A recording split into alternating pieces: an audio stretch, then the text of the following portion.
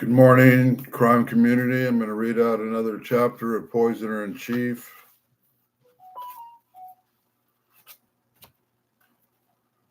The secret that was going to unlock the universe. Fear of enemies spread far beyond the national security establishment in Washington. In the early 1950s, as Americans were being warned that communists were infiltrating their government, they were also told that those same communists had found ways to control people's minds. Thanks to the work of an imaginative propagandist named Edward Hunter, Americans learned a new word, brainwashing. Hunter had been a military anti-communist journalist in Europe and Asia during the 1920s and 30s, and during World War II, he worked at what he called a propaganda specialist for the Office of Strategic Services. Later, he joined the CIA's Office of Policy Coordination, home of Operation Mockingbird, through which the agency shaped coverage of world news in the American press. On September 20th, 1950, Hunter published an article in the Miami News headlined, "Brainwashing. Tactics Force Chinese into Ranks of Communist Party." Citing interviews he had conducted with a graduate of North China People's Revolutionary University, Hunter claimed to have discovered a secret program by which Chinese communists were controlling their people's minds. The name he gave it, he said, came from the Chinese characters "hiss now," literally meaning wash brain. Popular imagination seized on the concept. Brainwashing was a simple way to explain an aberrant behavior from anti-Americanisms abroad and unorthodox political views at home. Hunter explained his reporting in a longer article for the New Leader, which had close ties to the CIA, and then in a book called Brainwashing in Red China, in which he argued Americans to prepare for biological warfare on a scale incalculably more immense than any militant of the past has ever imagined. He became a minor celebrity, giving interviews and testifying before congressional committees. The Reds have specialized available on their brainwashing panels, he told the House Committee on Un-American Activities. These specialists, he asserted, were preparing psychic attacks aimed at subjugating the people and the soil of the resources of the United States and turning Americans into subjects of a new world order for the benefit of a mad little knot of despots in the Kremlin. Few scientists took Hunter's rant seriously, but they felt the tenor of the times. The Soviets had been successfully tested their first nuclear weapon. Americans were being told that their county could be attacked at any moment. The threat of brainwashing seemed even more horrific because it was so unfathomable. As the CIA promoted the belief in the communists had mastered brainwashing techniques, the agency fell under the spell of its own propaganda. Allen Dulles was the other senior officers were seized by the fear that they were losing a decisive race. They led them not only to justify extensive drug experiments, but to convince themselves that the Americans' national security demanded them. There was deep concerns over the issue of brainwashing, Richard Helms explained years later. He felt that it was our responsibility not to lag behind the Russians or the Chinese in this field, but the only way to find out what the risks were was to test things such as LSD and other drugs that could be used to control human behavior. Much of what the CIA called artichoke work qualifies as medical torture, dosing unwilling patients with potent drugs, subjecting them to extremes of temperature and sound, strapping them to electric shock machines, and other forms of abuse were not, however, the only things these imaginative scientists did. A CIA memo written after artichokes was launched hints at its breadth. Excuse me a minute.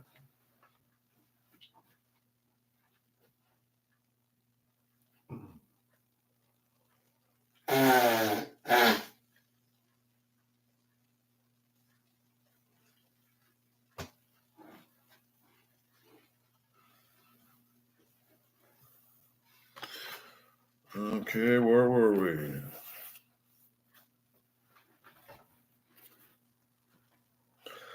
The CIA promised the belief that the communism had mastered brainwashing techniques, and the agency fell under the spell of its own propaganda. Allen Dulles and other senior officials were seized by the fear that they were losing a decisive race. That led them not only to justify extreme drug experiments, but to convince themselves that America's national security demanded them. They were deep concerned over the issue of brainwashing, Richard Helms later explained.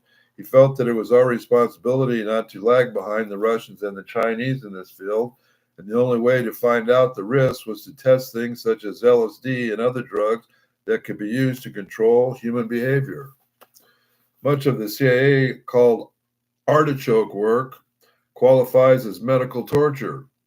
During unwilling patients with potent drugs, subjecting them to extremes of temperature and sound, strapping them to electric shock machines, and other forms of abuse were not, however, the only things these imaginative scientists did.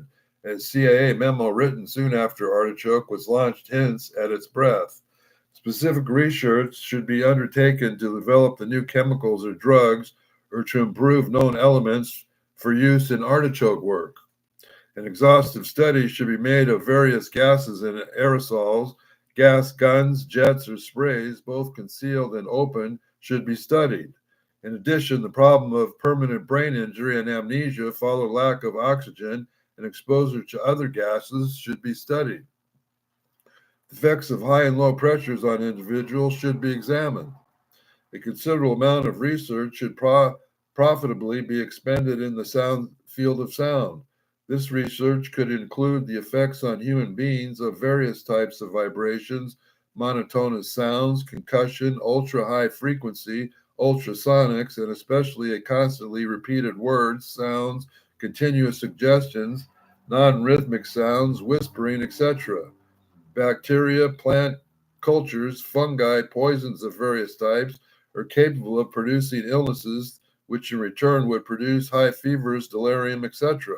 The removal of certain basic food elements such as sugar, starch, calcium, vitamins, proteins, etc., from the food of an individual over a certain period of time will produce psychological and physical reactions in an individual. A study should be made to determine whether or not the removal of certain food elements from the diet of prisoners over a given period of time will materially condition them from artichoke work. Whether an individual will reveal information as a result of electroshock or while in an electroshock coma has yet been demonstrated. Whether electroshock can be produced, controlled amnesias does not appear to be established. An electronically included sleep could be obtained, and now that sleep is used as a means of gaining hypnotic control of an individual. This apparatus might be of extreme value to the artichoke work. The agency, under no circumstances, would consider lobotomy or brain surgery as an operative measure. However, it is felt that the subject could be examined. Special research should be conducted to determine the effects of long and continuous exposure of individuals in infrared and ultraviolet light. There are a great many psychological techniques that could be used in connection with the artichoke work, including moving or vibrating rooms, distorted rooms, the deliberate creation of an anxiety condition, the creation of panic, fear, or the exploitation of established phobias, etc., the effect of cold and hot, the effect of dampness, dryness, or saturated or dry air, the general problem of disorientation in completely soundproof areas. It would be a great advantage if a small, effective hypo-spray device could be designed along with the lines of a fountain pen. This, of course, would necessarily have to include some effective chemicals or drugs that could be used in this condition. This would be a very valuable weapon.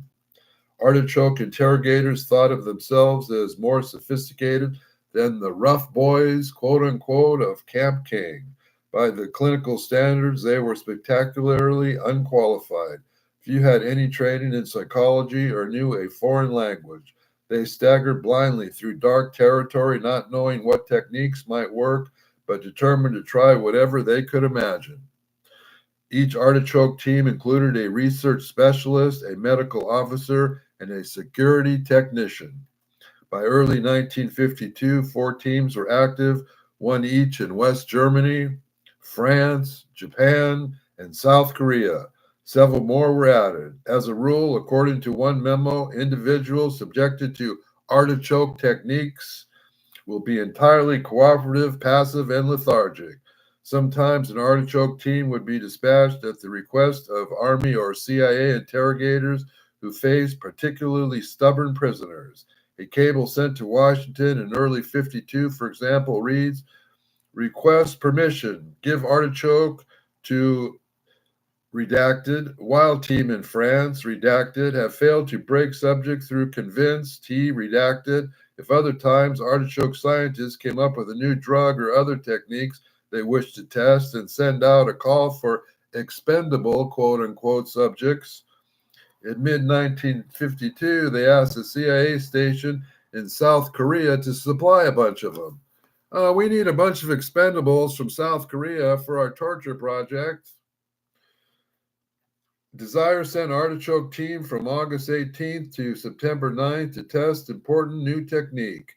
Desired minimum 10 subjects. Will brief senior officials types of subjects desired. Techniques does not require disposable problems after application. The challenge of producing chemical compounds for use in artichoke work fell to scientists at Camp Dietrich. In 1950, they completed more than 2 years of work on an airtight spherical chamber in which controlled doses of toxins could be administered to animal or human subjects, so their reactions could be studied. Officially, it was the 1 million liter test sphere, but at Camp Dietrich, everyone called it the 8-ball. Designed in part by Ira Baldwin, it stood more than 4 stories high and weighed 131 tons, making it the largest aerial biology chamber ever built. Around its equator were 5 airtight ports leading to chambers into which toxins could be sprayed on subjects strapped inside. Humidity and temperature levels inside each chamber could be regulated, allowing scientists to test the potency of various toxins under different conditions. This became America's secret laboratory for what one official reported called area biological studies of agents highly pathogenic to man and animals. Among the CIA men most active in artichoke experiments was Morse Allen, a hard-charging security officer who had been the first director of Bluebird and was searching relentlessly for mind control techniques. Given free rein by Dulles, Allen enthusiastically promoted some of the most intense Bluebird and artichoke projects. He pushed for wider use of polygraphs, which the CIA, unlike some other intelligence agencies, considered reliable and extremely extensively. In 1950, he fixated on a electro-sleep machine that was supposed to be able to lull subjects into a trance. He investigated the possibility that electric shock could be used to induce amnesia or reduce subjects to a vegetable state. In other experiments, he tested the effects of radiation, temperature extremes, and ultrasonic noise. In 1952, he was part of a 3-man team that traveled to Villa Schuster in West Germany to test one report called dangerous combination of drugs such as benzodrine and pentothal natrium on Russian captives under a research protocol specifying the disposal of the body is not a problem. Allen, like some other CIA mind control researchers, were especially fascinated with hypnosis. He found a famous stage hypnotist in New York who told him that he often had sex with otherwise unwilling women after placing them in a hypnotic trance. After taking a 4-day course from this evidently talented specialist, Allen returned to Washington to test what he had learned. He used secretaries from CIA offices as his subjects and several times managed to place them in trances and induce them to do things they might not otherwise consider, like flirting with strangers or even revealing office secrets. If hypnotic control can be established over any participant in clandestine operations, Allen concluded the operator will apparently have an extraordinary degree of influence a control and ordinary of magnitude beyond anything we have considered feasible. We're going to end it here and continue on with the CIA's drug and torture experiments on another day. Thank you, and God bless all the families.